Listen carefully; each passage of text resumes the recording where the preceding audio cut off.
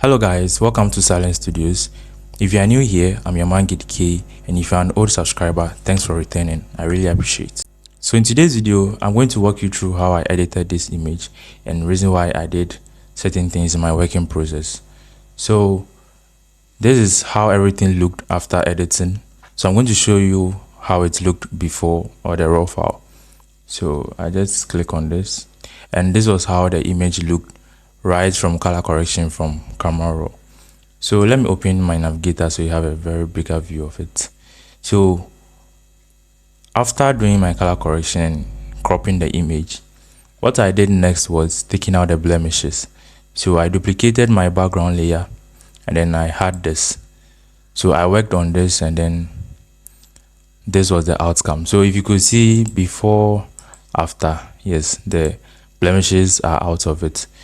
Yes, and then what I did was I later did my frequency separation, which is the skin smoothing, and then this was the result I got. So for the skin retouching, I used a blur radius of 5.0 because I wanted to get an even mixed out skin. Yeah, so I had to use my mixer brush, and this was my mixer brush settings in case you want to know that one too as well. So I use a width of 30%. Sometimes I change it to 60 depending on the kind of result I want. So 30 throughout, yes. And then I retouch on an empty layer, so my sample all layers is always checked. Yes. So after that, I realized the highlight on the skin was too much, so I had to go back to camera and then reduce the highlights a little, or the brightness. So this is what I got after doing that. So before and after. And then let's open this group as well. So after doing that, I later did my skin tone matching, because I realized on the skin you could see this place is yellow, this place is a bit reddish, so the skin tone wasn't even, so I had to match it up by using my ingredients map, and I have that pack available on my store, which is very affordable to everyone. Yes, so you can check it out. I'll leave the link in the description below. So this was how it looked after matching it. So let me give you an overview of how it looked and my brushing. So I took my brush, gave it a soft brush, and then I painted out where I wanted the effect to take place. So that was it. And then right after that, I moved into my dodge and burning. So I have an action for that, which is here. This is my Gid K advanced retouching pack, which entails 20 good actions that is going to elevate your workflow. Yes, so I have the global dodge and burn. It's a lot, so normally or mostly I use this, and that is here. So you have your dodge layer separately, your burn layer separately. So for the burn, it's just something small. I just have to increase a little highlight on the face. Yes, and then for the burn also, I had to darken some parts of the face also, especially on the cheek side. Yeah, so that is all what I did in dodge and burning, and then later moved to eye and teeth whitening. So in this particular image, we could only see the eye, which is open. The teeth is not that much visible, so I didn't even touch that. So this was the eye. I also have an action for the eye, which is available in the same action pack I talked about earlier on. So after brushing, I reduced the opacity to about 70%. You can take it a little higher or a little below. The main idea or the main outcome we want is to make it look natural. Yes, and not too whitish and artificial. So 70 is okay. So the before and after. So if I should zoom in, you are going to see it. So before and after. All right, let's zoom out. Right after that, I came to do a little touches on the, let me say, digital makeup. So I realized everything is looking boring and simple on the face, so I decided to add a little digital makeup to it. So this is the outcome, and I'm going to break it down for you guys. So this is a hue and saturation slider. So what I do is I just move around the hue to a specified color I want. So if you check this, if I try moving it, you see the color on her eyeliner is going to change. Yes. So to a very realistic color which is commonly used or mostly used in makeup. Yes. And for me, corresponding to the dress, it was okay for me. So let me do the here. So this is how it looked before. So I just have to control the hue and saturation sliders, lower the saturation, brighten up the lightness and stuff. Yes.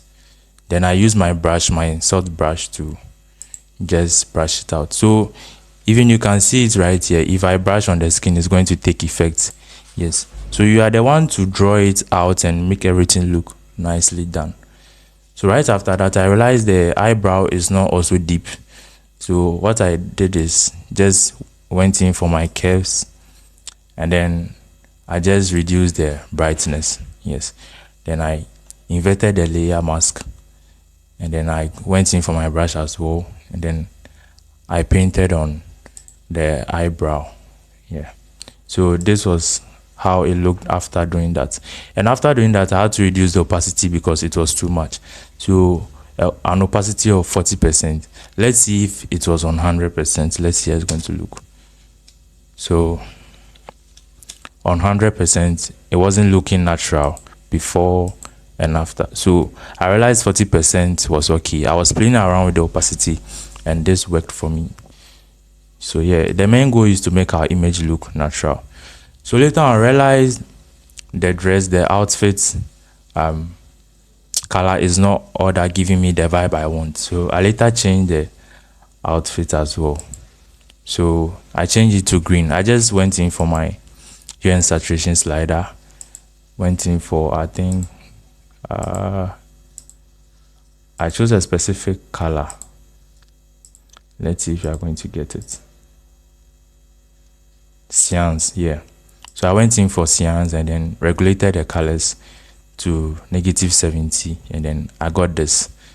So all I had to do, because it was specified on just one color, it didn't affect the whole image, because looking at the layer mask, everything is visible. Yeah. So let's move forward. I later added shine and then a little brightness to the highlights.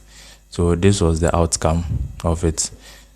It's just a little highlight, so you might not see that well. So just before and after on only the highlights on the skin. Yes. Right after that, I moved into my color grading. So let me break down my color grading for you guys. So firstly, mostly what I do is I use my selective colors for my color grading. So this is it. I went in for my reds, a little of the reds, because the reds were too much, so I had to reduce it. And when you take it to your right, it means you are reducing the reds. Yes. So just a little, and then this is the before and after. You might not see that well because the effect is just a little one. Then I moved into say the greens. Yes, I had to manipulate the greens a little. So let's see for that one too as well. It's just something small. It's having effect on the dress. So if you could watch the dress, you could see it before and after. Then I moved into my whites, I guess. Yes, with the whites, I just drag in the whites a little, and then that was all. And then I moved to, I didn't do much more on the color grading because I was already liking the image, so I just did something small on it. So I came in and then go for my blacks as well. I just wanted to give the shadows a bit of blue, yes, and then cyan. So I just increased the cyan to +3, and then the blues, the yellows to -4, which is going to give me an effect of blue on the shadow areas. So before and after, before and after. Yes, it's just a little change. And then later came to my color balance.